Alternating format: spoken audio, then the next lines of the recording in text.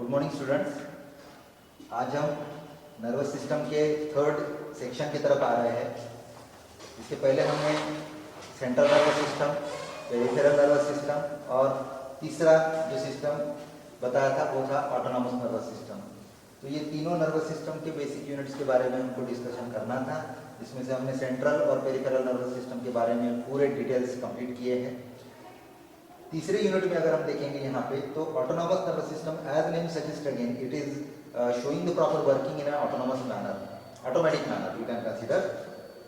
तो इसका मतलब क्या है कि बॉडी के जितने भी इंटरनल ऑर्गन्स के जो इनवॉल्यूंटरी फंक्शंस होते हैं, जिनका डायरेक्टली कहीं पे भी ब्रेन के साथ कोऑर्डिनेशन नहीं होता है, जो कंट्रोलिंग है वो ब्रेन की तरफ से डायरेक्टली नहीं दिया जाता है, तो कहीं ना कहीं एक सेपरेटिव सिस्टम वहाँ पे वर्क करती है जो कि हमारे उन इनवॉल्यूंटरी ऑर्गन्स के एक्टिविटी को मैनेज करने का काम करता है। तो उसी सिस्टम के बारे में थोड़ा सा डिस्कशन कर लेते हैं यहाँ पे। तो नाम दिया है ऑटोनॉमस नर्वस सिस्टम। इसको भी हम दो पार्ट में डिवाइड करेंगे, जिसमें पहला पार्ट रहेगा सिंपैथेटिक नर्वस सिस्टम और दूसरा रहेगा पैरासिम्पैथेटिक नर्वस सिस्टम। ठीक है, तो सिंपैथेटिक और पैरासिम्पैथेटिक नर्वस सिस्टम को हमको हमारे बॉडी में डिस्ट्रीब्यूट करना है, लोकेट करना है। लोकेट कैसे कर सकते हैं देखो, तो सिंपैथेटिक नर्वस सिस्टम और पैरासिम्पैथेटिक नर्वस सिस्टम में आपको गैंग्लियॉन्स मिलेंगे। मैंने यहाँ पे लिखा गैंग्लियॉन्स करके। एक्चुअली गैंग्लियॉन्स होता क्या है, तो these are particularly the aggregation of cyton और you can consider it is the aggregation of cell body और न्यूरॉन बोल सकते हो ब्रॉड। तो जहाँ जहाँ पे आपको ब्रेन के उस यूनिट को या फिर स्पाइनल कॉर्ड के उस यूनिट को एक्सटेंशन में दिखाना है और आगे चल के डिस्ट्रीब्यूशन में जब उनका एग्रीगेशन बनता है फॉर द कोऑर्डिनेशन, उस जगह को, उस लोकेशन को हम गैंग्लियोनेटिक स्ट्रक्चर बोलेंगे। इस गैंग्लियोनेटिक स्ट्रक्चर का डिस्ट्रीब्यूशन किस तरीके से होगा देखिए। सिंपैथेटिक गैंग्लियन जो है वो आपको स्पाइनल कॉर्ड के दोनों साइड में दिखेंगे। मतलब स्पाइनल कॉर्ड से जब स्पाइनल नर्व निकलेंगे तो वो कहीं ना कहीं तो एंड होने वाले हैं। जहां पे स्पाइनल नर्व एंड होंगे उसी जगह पे आपको स्पाइनल कॉर्ड के दोनों साइड से क्या दिखेंगे, सिंपैथेटिक गैंग्लियन दिखेंगे। और वो कितने नंबर्स में आपको दिखाना है, 22 पेयर्स ऑफ सिंपैथेटिक गैंग्लियन। ठीक है, इनका लोकेशन भी मैंने लिख के रखा हूं यहाँ पे। These are found located on the either side of spinal cord. तो आप देखेंगे डायग्रामेटिकली ये स्पाइनल कॉर्ड है, यहाँ से ये जो एक्सटेंशन निकला है ये स्पाइनल नर्व का है और स्पाइनल नर्व जहाँ पे एंड होंगे उसी जगह पे हमको दोनों साइड से 22, इसका मतलब टोटल 22 पेयर्स में हमको सिंपैथेटिक गैंग्लियन का डिस्ट्रीब्यूशन मिलेगा। ये हो गया पहले पार्ट के लिए। जब हम दूसरे पार्ट के लिए देखेंगे कि सिंपैथेटिक नर्वस सिस्टम जैसे ही यहाँ पे एंड होगा तो फिर पैरासिम्पैथेटिक कहाँ पे स्टार्ट होने वाला है, तो आपको यहाँ पे बताना है कि एक कोई भी बॉडी ऑर्गन या फिर कोई भी इंटरनल विसेरल साइट्स हम कंसीडर करेंगे तो पैरासिम्पैथेटिक जो रहता है, यहाँ पे लिखूंगा मैं,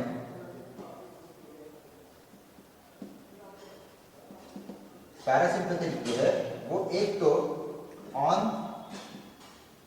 द ऑर्गन और मे बी अराउंड ऑर्गन, ये ध्यान में रखना है आप लोगों को। इसका डिस्ट्रीब्यूशन कहाँ पे होगा, जैसे ये मैंने बताया था कि on the other side of the spinal cord, इसका फिक्स लोकेशन होता है। जैसे ही यहाँ से फिर न्यूरॉन्स निकलेंगे तो वो हमारे एक एक ऑर्गन की तरफ जाएंगे। जब वो ऑर्गन की तरफ पहुंचेंगे तो उसमें दो पॉसिबिलिटीज हो सकती है।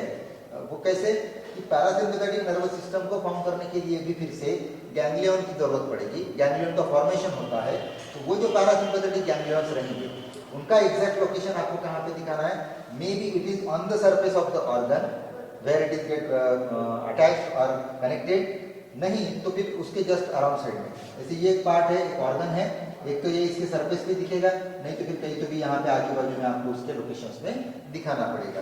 तो ये उन दोनों सिस्टम्स के डिस्ट्रीब्यूशन का हम पॉइंट दिखा सकते हैं।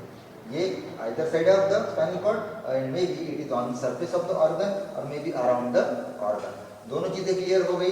अभी हम इसको थोड़ा सा और डिटेल में समझने की कोशिश करेंगे, वो डिफरेंस वाइज रहेगा। ठीक है,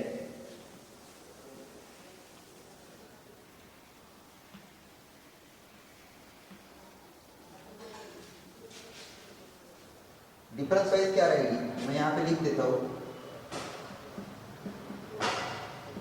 सिंपैथेटिक एंड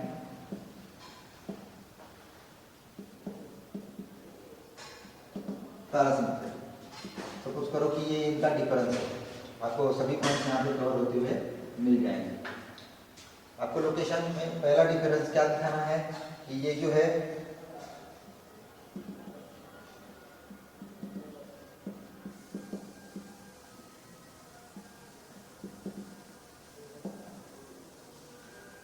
स्पाइनल कॉर्ड, ये तो हमने दिखा दिया।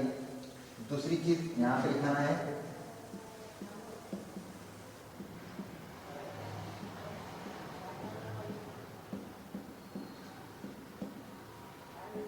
अराउंड द ऑर्गन, दोनों पॉसिबिलिटी। वर्किंग नेचर अगर आप देखेंगे तो क्या होता है, देखो सिंपैथेटिक और parasympathetic both this nervous systems are antagonistic to each other.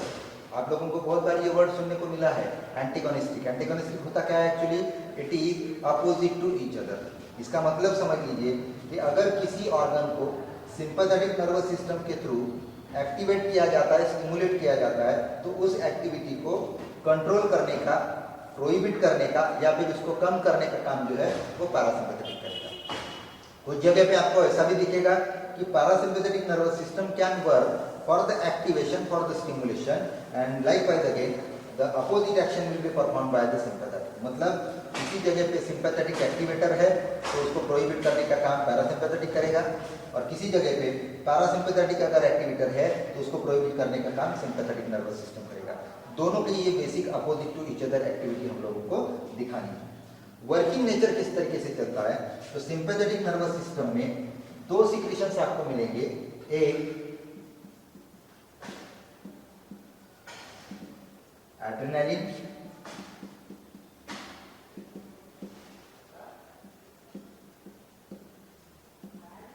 Noradrenaline plus यहां पे आपको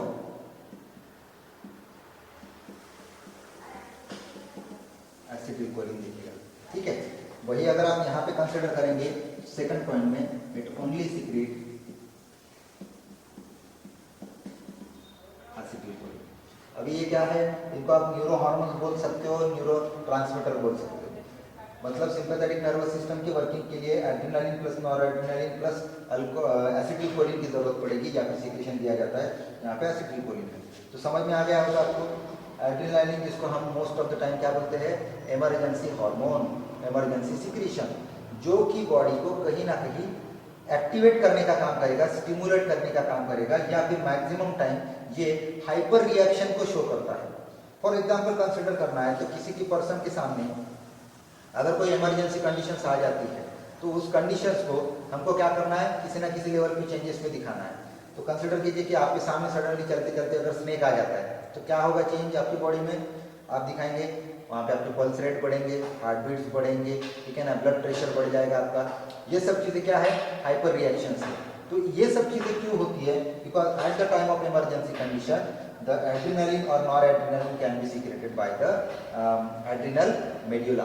ठीक है, एड्रिनल ग्लैंड का जो मेड्यूला होता है वहाँ से ये हार्मोन रिलीज किया जाता है, और ये सब चीज़ों के ऊपर टारगेट करके, जैसे हार्ट के ऊपर, तो ये हमारे हार्ट बीट्स, हार्ट रेट, या फिर हमारे जो कार्डियक आउटपुट होता है वो बढ़ जाता है, हमारा ब्लड प्रेशर बढ़ जाता है, ये इसके वजह से।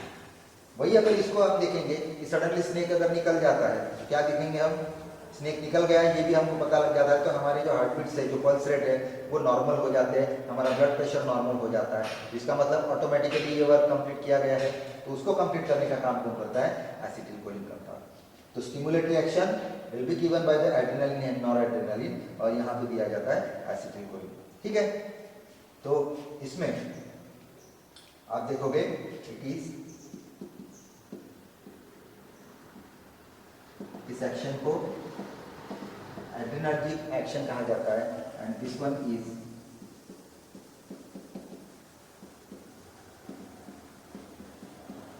Cholinergic action. ये तीसरा डिफरेंस हो गया।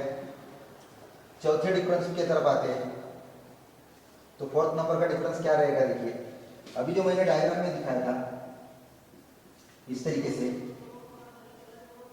यहाँ पे गैंग्लियंस थे, तो किसी भी गैंग्लियन को कम्युनिकेट करने के लिए या फिर कंटिन्यू करने के लिए हमको एक सिनेप्स दिखाना पड़ता है। ठीक है ना, सिनेप्स मतलब आप लोगों को पता है कि जहाँ पे दो न्यूरॉन का कम्युनिकेशन या फिर कॉम्बिनेशन होता है। तो एक न्यूरॉन एंड होगा तो वहाँ पे एक्सॉन की एंडिंग होगी, दूसरे न्यूरॉन की सेल बॉडी या फिर डेंड्राइट्स वहाँ पे कम्युनिकेट करेंगे।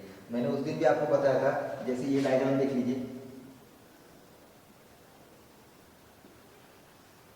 ठीक है ना। अगर हम इस तरीके का यूनिट दिखाते हैं तो ये कहीं ना कहीं जो इतना यूनिट बनेगा इसमें से ये वाला पार्ट है, इसको हम सिनेप्स बोलते हैं। तो किसी भी सिनेप्स को कंप्लीट करने के लिए 2 न्यूरॉन की जरूरत पड़ती है। तो न्यूरॉन को हम नॉमेनक्लेचर देंगे अलग अलग तरीके से। तो मैं यहाँ पे नोट कर देता हूँ, 2 न्यूरॉन बन सकेंगे, एक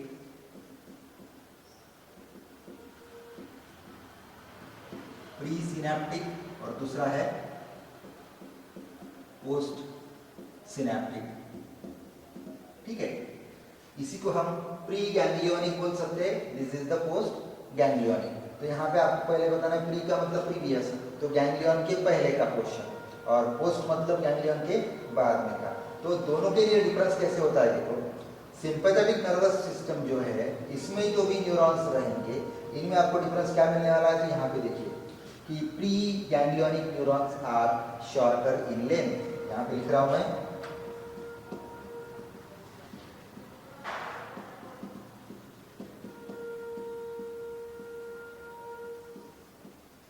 शॉर्ट, ठीक है। Pre ganglionic neurons are short. इसके अपोजिटली हम यहाँ पे क्या देखेंगे, तो यहाँ पे देखेंगे ये जो लेंथ थी ये ऐसी बढ़ जाती है, और दूसरा जो गैंग्लियन बनता है वो यहाँ पे बनता है। तो ये जो लेंथ है ये कितनी बन जाएगी, लॉन्ग बन जाएगी। तो हम क्या लिखेंगे यहाँ पे, pre ganglionic neuron are long या फिर लॉन्ग, ठीक है। 5वें पॉइंट में इसके अपोजिट आते हैं, क्या रहेगा 5 नंबर का पॉइंट, प्री गैंग्लियन लिखे अभी लिखना है पोस्ट गैंग्लियन। क्या लिखेंगे हम, post ganglionic neuron are long, यही पे हमको क्या लिखना है, post ganglionic neuron are short. Difference समझ में आया होगा। ये अगर ऑर्गन है, यहाँ पे अगर गैंग्लियन बनेगा तो ये जो लेंथ है ये अपने आप कम हो जाएगी। मैंने बताया था लोकेशन कि पैरासिम्पैथेटिक नर्वस सिस्टम के जो यूनिट्स होते हैं वो शॉर्टर या फिर शॉर्ट डिस्टेंस के साथ प्रेजेंट रहते हैं। मतलब एक तो वो उस ऑर्गन के सरफेस के ऊपर रहेंगे, नहीं तो फिर आपको पता है कि वो जस्ट अराउंड द ऑर्गन रहेंगे। तो इसीलिए इनकी जो पोस्ट गैंग्लियोनिक न्यूरॉन्स है वो आपको शॉर्ट लेंथ के साथ दिखाना है, जबकि प्री गैंग्लियोनिक न्यूरॉन जो है वो लॉन्ग है, अपोजिट रहेगा। आपको ध्यान में रखने के लिए कन्वीनियंटली आपको कैसे ध्यान रखना है, देखो कोई भी एक पार्ट आप ध्यान में रखिए। जैसे इस साइड के लिए देखेंगे तो आपको क्या दिख रहा है, pre ganglionic neurons are short, तो उसके अपोजिट क्या होगा, post ganglionic neurons are long. इस साइड में भी देख लीजिए, pre ganglionic neurons are long, तो उसके अपोजिट सेकंड में क्या दिखेगा, post ganglionic neurons are short. मतलब अगर आप शॉर्ट लिखते हो तो दूसरा आपको लॉन्ग लिखना पड़ेगा, और दूसरा लॉन्ग लिख रहे हो तो पहला वाला शॉर्ट लिखना पड़ेगा। ये अपोजिट टू ईच अदर आपको क्राइटेरिया यहाँ पे बताना है। जनरली सिंपैथेटिक नर्वस सिस्टम जो है वो